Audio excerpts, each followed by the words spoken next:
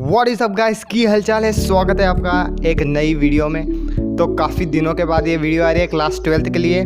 तो आज हम पढ़ेंगे कीपिंग क्वाइट, जिसके जो पोएट हैं वो है पेब्लो नेरुडा।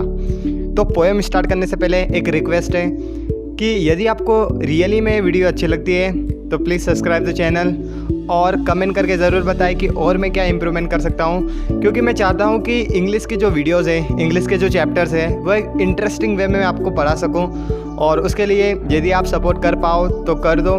तो पढ़ते हैं पोएम की ओर।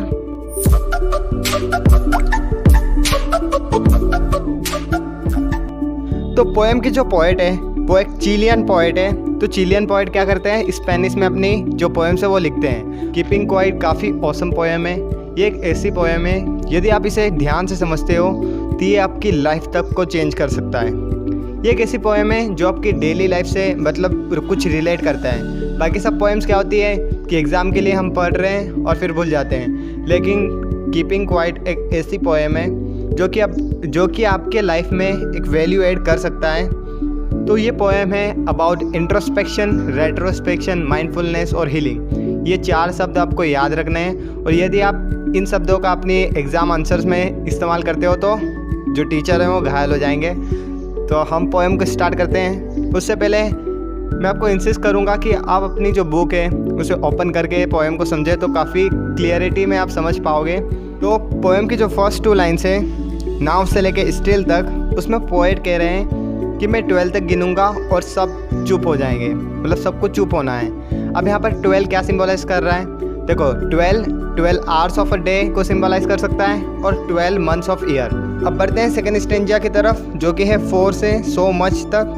तो इसमें पोएट कहना चाह रहे हैं कि इस पूरी दुनिया में, मतलब इस पूरी अर्थ पे एक बार के लिए हम कोई सी भी लैंग्वेज नहीं बोलते हैं। तो पोएट ऐसा क्यों कर रहे हैं? क्योंकि लैंग्वेज बोलने से क्या होता है, एक लिंग्विस्टिक बैरियर क्रिएट होता है। किस तरह से लिंग्विस्टिक बैरियर क्रिएट होता है? देखो, हम इंडिया वाले हैं, क्या बोलते हैं? हिंदी बोलते हैं, और जो बाहर रहते हैं फॉरेन कंट्रीज़ में वो इंग्लिश बोलते हैं। तो हम कहीं ना कहीं उन फॉरेन पीपल से डिफरेंट है, क्योंकि हमारी लैंग्वेज डिफरेंट है, हमारे वे ऑफ स्टाइल और जो हमारे खाने पीने का तरीका वो डिफरेंट है। तो लैंग्वेज सबसे इम्पोर्टेंट है, लैंग्वेज ही डिफरेंट करता है, मतलब डिफरेंस क्रिएट करता है। तो पोएट बोल रहे हैं कि एक बार के लिए हम कोई सी भी लैंग्वेज में बात नहीं करेंगे और एक बार के लिए अपने आर्म्स को भी मूव नहीं करेंगे।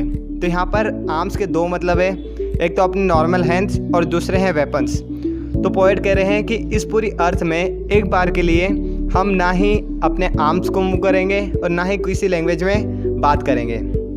अब अगला जो स्टेंजा है, इट वुड से लेके स्ट्रेंजनेस तक। तो इसमें एक पोएट कह रहे हैं कि यदि हम कोई सी भी लैंग्वेज में नहीं बोलेंगे और अपने आर्म्स को मूव नहीं करेंगे तो वो जो मूवमेंट होगा वो एक एक्जॉटिक मूवमेंट होगा। एक्जॉटिक का मतलब क्या होता है? अनयूजुअल, मतलब पहले कभी ऐसा मूवमेंट नहीं देखा गया हो। तो वो एक्जॉटिक मूवमेंट रहेगा जो कि अपनी अर्थ में क्रिएट होगा और हम सब एक साथ हो जाएंगे। अब एक साथ कैसे हो जाएंगे? देखो, हम कोई सी भी लैंग्वेज में नहीं बोल रहे हैं तो लिंग्विस्टिक बैरियर तो क्रिएट होगा ही नहीं। तो इसकी वजह से हम जितने भी ह्यूमन्स हैं एक ही आइडेंटिटी रहेगी जो कि है ह्यूमंस की। तो इस तरीके से हम सब एक इक्वल हो जाएंगे, हम सब साथ हो जाएंगे।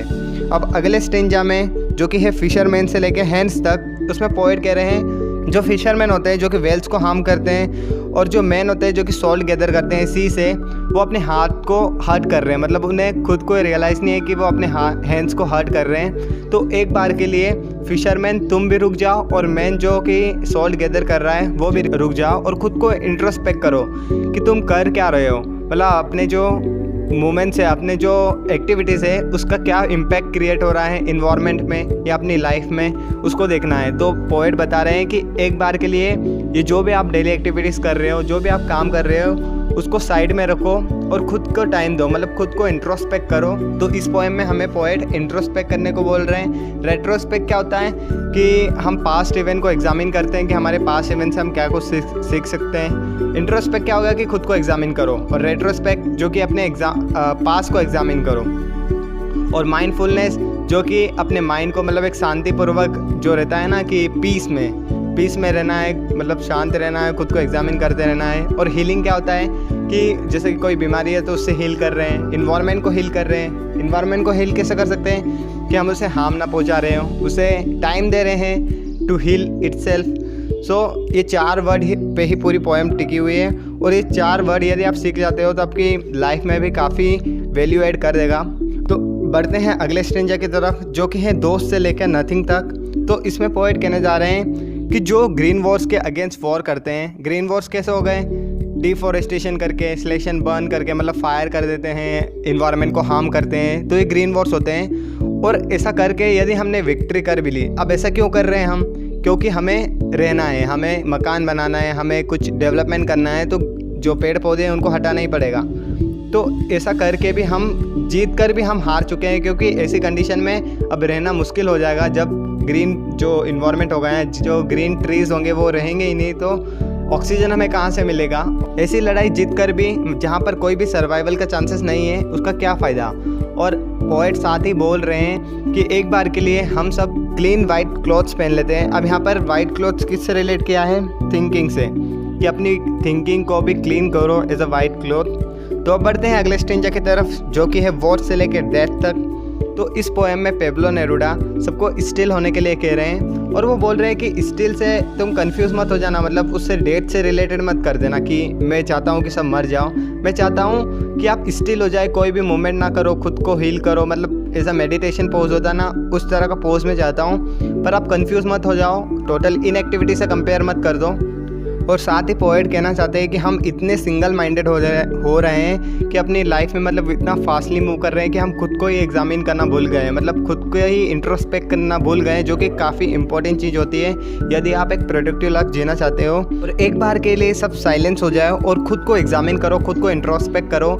और ऐसा करने से आपकी जो एक सैडनेस क्रिएट होगी, क्योंकि आपने पहले अपने आप को एग्जामिन नहीं किया होगा, या आप डरते रहे होंगे डेथ से, मतलब मरने से।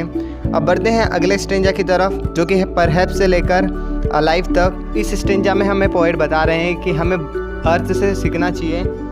अब अर्थ से हम कैसे सीख सकते हैं, तो अर्थ में जो सीजन्स होते हैं, 4 सीजन्स, तो उसमें जो चेंजेस आते हैं उनसे हमें कुछ सीखना चाहिए। जैसे एक बार में क्या होता है, पतझड़ में सब मरे जैसा हो जाता है, मतलब सब पेड़ पत्ते के भी पत्ते झड़ जाते हैं, सब कुछ एकदम रूखा सूखा हो जाता है। बट आफ्टर अ टाइम क्या होता है कि एक नए फूल आते हैं, उसमें नए पत्ते आते हैं, और फिर मतलब एक इन्वायरमेंट ही चेंज हो जाता है।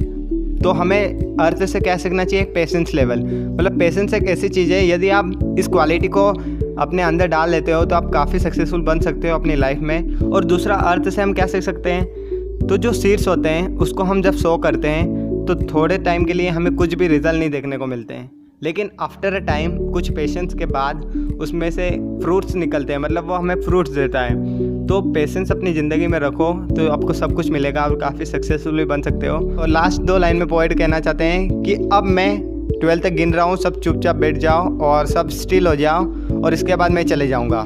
तो पोएट ऐसा क्यों बोल रहे हैं, चले जाने का क्यों बोल रहे हैं, क्योंकि पोएट को लगता है कि उनको जो कन्वे करना था, उनको जो मैसेज पहुंचाना था, शायद उन्होंने पहुंचा दिया है, तो उसके बाद वो अब जाने को बोल रहे हैं। तो यहीं पर हमारी पोएम एंड होती है।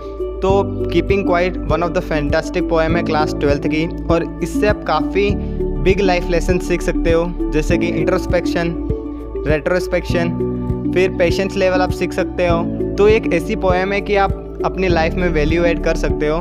तो यदि आपको ये पोएम काफ़ी अच्छी लगी, रियली आपको ये अच्छी लगी और कुछ सीखने को मिला जो कि आपकी लाइफ में भी काम आएगा apart from examination point of view, तो यदि आपको ये वीडियो अच्छी लगी तो कमेंट करके ज़रूर बताएं। और यदि आप चैनल पे नए हो और चैनल को सब्सक्राइब नहीं करा तो प्लीज़ सब्सक्राइब द चैनल। मिलते हैं अगली पोएम में। Till then